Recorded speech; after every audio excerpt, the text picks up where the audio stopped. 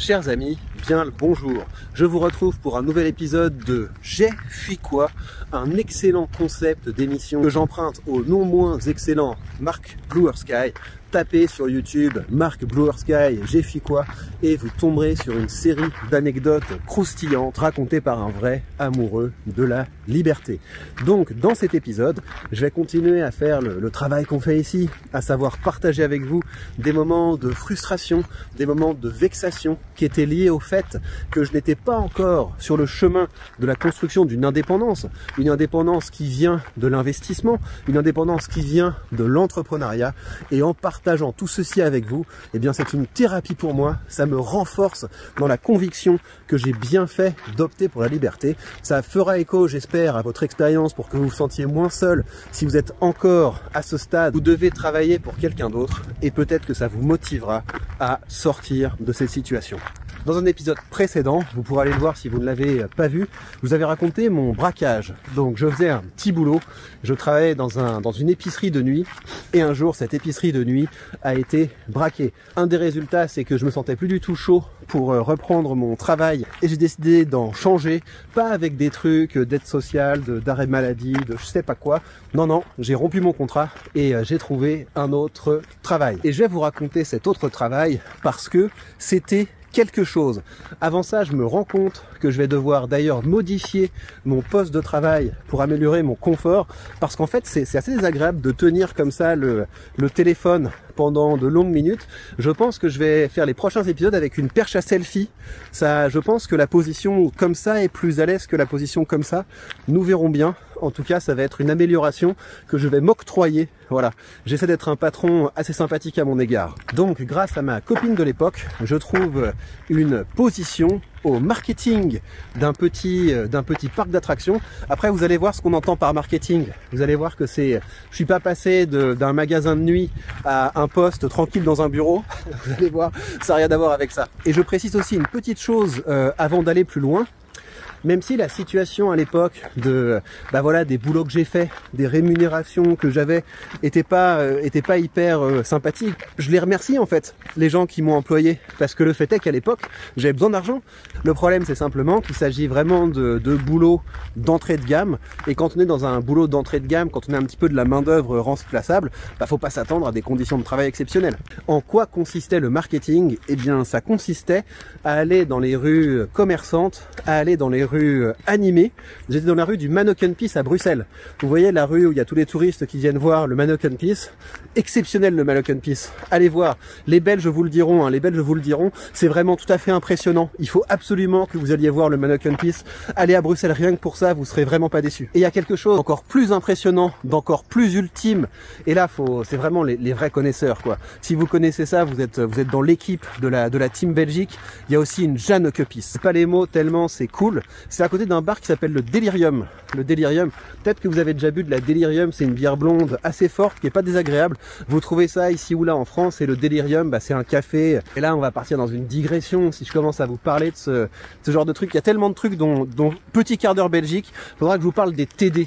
Ce qu'on appelle un TD en Belgique, un thé dansant organisé par les cercles étudiants. Ça, c'est quelque chose, vu que c'est un format où je vous raconte des trucs, il faudra rendre hommage de temps en temps à la grande Belgique, et j'aurai des trucs à vous dire dessus. Bref, mon boulot consistait à aller dans cette rue du Manneken Pis où tous les touristes viennent voir le Manneken Pis. Donc vous avez cette Manneken, pardon. C'est une rue où vous avez des marchands de souvenirs où les gens peuvent acheter des mini Manneken Pis. Dedans, vous avez également des marchands de gaufres, des gaufres de Liège à ne pas confondre avec les gaufres de Bruxelles. Mais donc, que vous compreniez le délire, le samedi et le dimanche, je devais arriver à 9 h.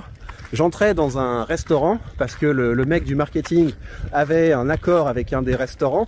Dans ce restaurant, j'avais mes caisses dans lesquelles j'avais des bouteilles d'eau, j'avais un costume. Ah ouais, je viens de me rappeler de ce truc. C'était pas vraiment un costume, mais j'avais un grand manteau jaune pour être bien visible, avec une tortue dans le dos, avec une grosse tortue dans le dos. Et franchement, c'était un des trucs les plus durs du job, parce que ça voulait dire que moi, le week-end, le samedi et le dimanche, j'étais dans la rue avec tous les gens qui me voyaient distribuer des tracts et avec la tortue dans le dos. Et honnêtement, des fois, j'ai eu des sentiments d'être dans la mauvaise classe sociale, parce que mes camarades de classe, le week-end, ils se baladaient avec leurs copains, leurs copines, avec leur famille, etc. Et c'était toujours assez désagréable quand je les croisais sais, tu te mets en mode automatique, tu distribues les tracts, etc.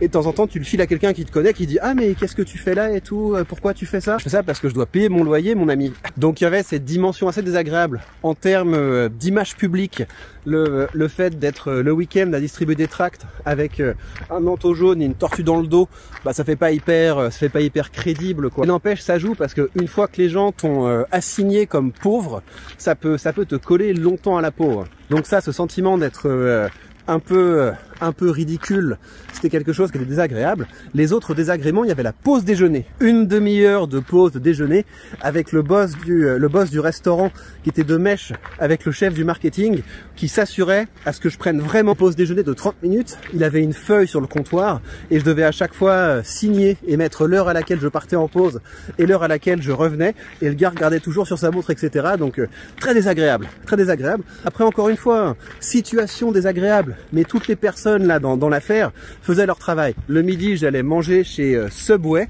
ou parfois j'allais manger au Quick parce que j'avais vraiment la dalle, mais à chaque fois ça me faisait un petit peu mal parce que quand je regardais le taux horaire auquel j'étais payé et le prix que me coûtait mon déjeuner, c'était assez désagréable parce que je n'avais pas de ticket de restaurant ou quoi que ce soit, donc je payais moi-même pour mon repas. Hyper désagréable également, le froid et la pluie. Donc très régulièrement il pleuvait, enfin, on est à Bruxelles, et parfois il faisait vraiment froid, parfois il neigeait, donc ça c'était parfois difficile à encaisser. L'ennui, qu'est-ce que c'était difficile. Alors assez rapidement j'ai pris une mesure contre l'ennui. Alors évidemment j'avais pas le droit d'avoir un casque, etc. mais j'avais trouvé une manière pour déguiser un petit peu le fait que j'écoutais du contenu dans une oreille. Et à l'époque ce que j'écoutais c'était des programmes de la BBC. C'est ça qui me permettait de tenir le temps. J'avais réalisé que en fait je pouvais rentabiliser mon temps de travail si j'apprenais l'anglais. Et donc j'ai commencé par écouter une série de la BBC qui s'appelait BBC Learning English, avec tout un tas de podcasts très sympas pour apprendre l'anglais. Et puis quand j'ai eu un niveau suffisant, j'ai commencé à écouter les podcasts classiques de la BBC, notamment Business Daily, des podcasts comme ça. Et ce qui est drôle, c'est qu'à l'époque, je me représentais vraiment le monde du business comme un autre monde. Je réalisais pas que moi je pouvais aussi faire du business. Donc c'est assez drôle. J'avais compris que le business ça existait, que c'était un secteur qui devait être intéressant, mais je me représentais ça vraiment comme un spectateur, pas comme un acteur. Mais j'ai commencé à me rapprocher comme ça progressivement de ce monde du business. Mais on va en venir au plus désagréable, et c'est là que j'ai une anecdote dans cette histoire à vous raconter. Le sentiment d'enquiquiner les gens. Ça, c'est peut-être le plus difficile. Le fait que les gens, en fait, ils en veulent pas de votre tract. Ça les saoule, en fait. Ils sont en train de parler, ils sont en famille, ils sont en vacances ou je sais pas quoi. Et vous venez les importuner en leur filant un tract. Donc, très désagréable. Ça, c'était pour moi le plus difficile. Le sentiment d'être un peu un intrus au milieu de cette foule et de devoir leur filer des trucs dans les mains qu'ils n'ont pas demandé. Et donc, si vous voulez, j'avais développé presque des petits algorithmes qui me permettaient d'identifier comme ça les personnes qui étaient susceptibles de prendre le tract et les personnes qui étaient susceptibles de le rejeter. Donc vous voyez hein, le niveau d'ennui où j'en étais pour commencer à développer des stratégies là-dessus. Et donc il se trouve qu'à un moment je vois un gars avec des copains qui ont la quarantaine, et je me dis c'est pas le profil en fait, c'est pas le profil, c'est pas eux que je vais filer un tract pour un parc d'attractions quoi. Et le mec s'arrête, choqué, et il me dit ah ouais, moi j'ai pas le droit d'avoir un flyer. Et bah je vais passer un petit coup de téléphone à Philippe. Et donc Philippe c'était mon employeur, enfin c'est celui qui gérait le marketing.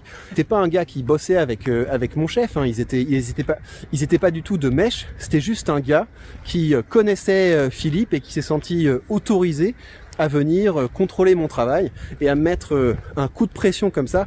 Non mais le niveau des gens pour en être réduit à vouloir enquiquiner des travailleurs alors qu'ils nous ont rien demandé. Le gars a eu besoin comme ça de se sentir dans une position de petit chef par rapport à moi. Et là où c'était particulièrement désagréable, et c'est là qu'on en vient à la morale de chacun de ces épisodes, de pourquoi je suis content de ne plus être dans ce genre de situation, c'est que j'ai eu peur pour mon boulot. C'est que je me disais, mais le gars il va dire que je travaille mal, je vais peut-être me faire virer, et j'ai besoin de l'argent. Terrible ce genre de situation où des gens se permettent de te mettre des coups de pression parce que tu as besoin de ce petit flux d'air financier pour continuer de respirer.